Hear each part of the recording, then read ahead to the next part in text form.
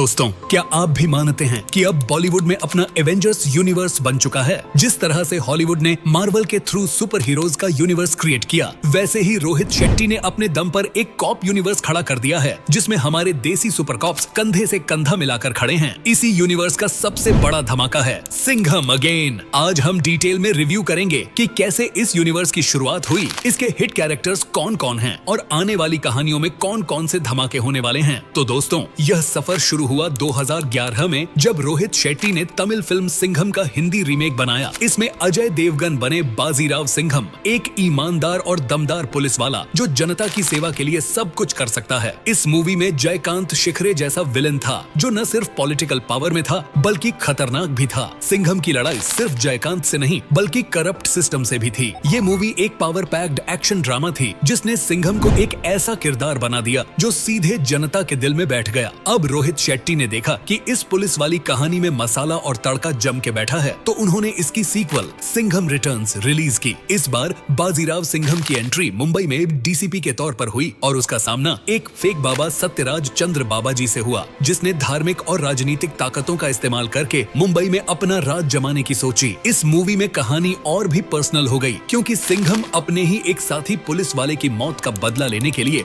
बाबा के खिलाफ खड़ा होता है। यह फिल्म सिर्फ एक्शन की वजह से नहीं बल्कि सिंघम के नो नॉनसेंस अंदाज की वजह से भी पसंद की गई। यहाँ रोहित शेट्टी ने दिखाया कि एक पुलिस वाला सिस्टम में रहकर भी कैसे सही और गलत के लिए लड़ सकता है। अब दोस्तों, हम आते हैं 2018 में आई सिम्बा पर, जिसमें रणवीर सिंह ने मुख्य किरदार निभाया। यह मूवी थी तेलुगु फिल्म टेम्पर का हिंदी रीमेक। सिम्बा की कहानी ने कॉप यूनिवर्स को एक नए एंगल से पेश किया। रणवीर सिंह की एंट्री के साथ ही फिल्म हल्की फुल्की, मसालेदार और फुल ऑन एन एंटरटेनिंग हो गई। सिम्बा का किरदार सिंघम से बिल्कुल अलग है, क्योंकि ये करप्ट पुलिस वाला है जो पैसों के पीछे भागता है, लेकिन उसकी जिंदगी तब बदलती है जब उसकी बहन समान दोस्त के साथ घिनौना अपराध होता है। सिम्बा ने प्रण लिया कि वह अपने सिस्टम के खिलाफ जाकर भी बदला लेगा। इस मूवी का क्लाइमैक्स बहुत ही यूनिक था। जब सिम्बा अपना बदला लेने के लिए खड़ा होता है, तो बाजीराव सिंघम खुद उसे सपोर्ट करने आते हैं। यहीं से पहली बार रोहित शेट्टी के कॉप यूनिवर्स का कनेक्शन खुलकर सामने आता है और क्राउड तो जैसे पागल ही हो गया था। अब कॉप यूनिवर्स को सही में पंख लगे 2021 में आई सूर्यवंशी से, जिसमें अक्षय कुमार ने एटीएस चीफ सूर्यवंशी का रोल निभाया। सूर्यवंशी की कहानी थोड़ी गंभीर और देशभक्ति से भरी थी, क्योंकि उसका बैक स्टोरी 1993 के मुंबई ब्लास्ट से जुड़ा हुआ था। सूर्यवंशी का मकसद था उस आतंकी नेटवर्क को खत्म करना जिसने उसके माता पिता को मारा था। इस मूवी का ट्रेलर आया, तब से ही लोगों को पता लग गया था कि अब ये सीरीज सिंगल किरदार से कहीं बड़ी होने वाली है। इसमें सिर्फ सूर्यवंशी ही नहीं बल्कि सिंघम और सिम्बा भी उसे सपोर्ट करते नजर आए। तीनों का एक्शन सीन इस यूनिवर्स की हाईलाइट बन गया, और यही वो क्षण था जब लोगों को पहली बार लगा कि बॉलीवुड में भी अपना एक यूनिवर्स है। अब भाई लोगों,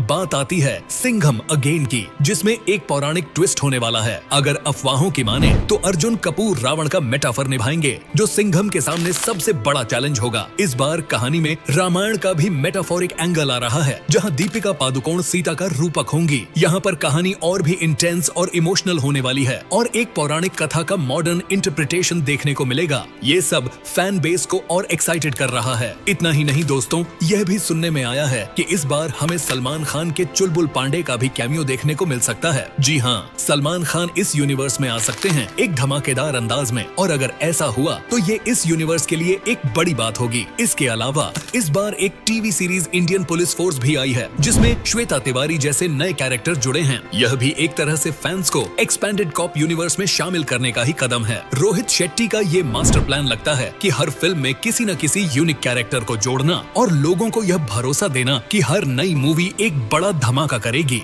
अब सवाल यह है कि रोहित शेट्टी का ये कॉप यूनिवर्स इतना फेमस क्यों हो गया है? दोस्तों, इसकी सबसे बड़ी वजह है हर किरदार का ग्रे शेड और एक्शन का यूनिक स्टाइल। हर किरदार अलग अलग बैक स्टोरी के साथ आता है, जिसमें हमें उनके इमोशनल पहलुओं के साथ साथ उनका हीरोइज्म भी दिखता है। साथ ही हर फिल्म में एक्शन सीक्वेंस ऐसे होते हैं जो थिएटर में बैठी ऑडियंस को सीट पर उछलने पर मजबूर कर देते हैं। रोहित शेट्टी ने यह बात बहुत अच्छी तरह समझी है कि दर्शक आज सिर्फ एक्शन नहीं बल्कि हर कैरेक्टर के इमोशनल कनेक्शन को भी देखना चाहते हैं। यही वजह है कि वह कॉप यूनिवर्स को एक ब्रांड की तरह पेश कर रहे हैं। आपको भी इस यूनिवर्स से जुड़े और फैक्ट्स पता हैं तो हमें कमेंट्स में जरूर बताएं। क्या आप भी मानते हैं कि सिंघम, सिम्बा और सूर्यवंशी हमारे अपने बॉलीवुड एवेंजर्स हैं? और क्या आपको भी ये कॉप यूनिवर्स देखकर मजा आता है? अपने ओपिनियन शेयर करना बिल्कुल मत भूलिएगा। तो बस दोस्तों, इसी के साथ इस वीडियो को यहीं खत्म करते हैं। हैं। उम्मीद है आपको ये डिटेल्ड रिव्यू और रोहित शेट्टी के कॉप यूनिवर्स की जानकारी मजेदार लगी होगी। अगर वीडियो पसंद आई हो तो लाइक, शेयर और सब्सक्राइब करना